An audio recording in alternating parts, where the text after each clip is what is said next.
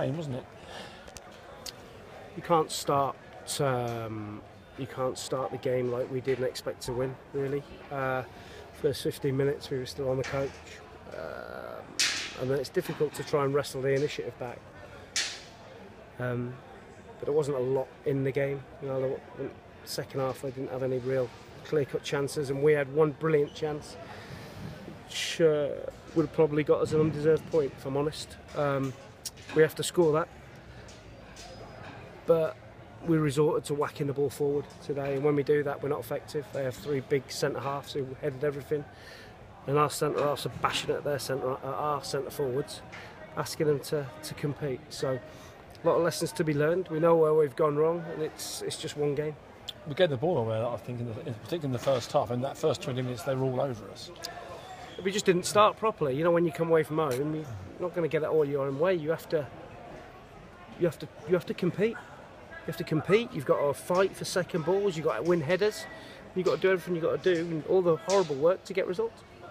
What about the keeper? I mean, is he all right? I mean, he hurt his back, I think. I don't really know yet, but he just wasn't.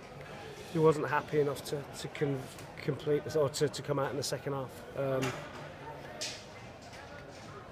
I just thought that it was a really bitty game, and somebody didn't help that. And I'm not going to get drawn into who, but for both teams, I thought it was atrocious. Yeah, I mean, lots of bookings, lots of needless bookings, I think. No less said about it. We didn't play well, in my opinion. We didn't deserve to win the game or get anything from it.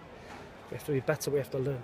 Thanks so much, Jules. Mark, was it a great save by Maxted at the end, or was it a bad miss by Collins? You've got to give him credit, but he's got to score. You've got to give Johnny Maxted credit because he's in the right place. But Aaron shouldn't be even giving him a chance. He should just head it into the floor, and he scored. He's headed it straight at him from, I don't know, 4 yards. It's a great move. Probably our only bit of quality.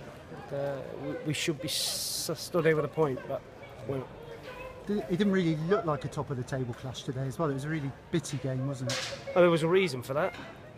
There was definitely a reason for that. But you have to play and manage the game as best as you can, no matter what circumstances are thrown at you. Yeah.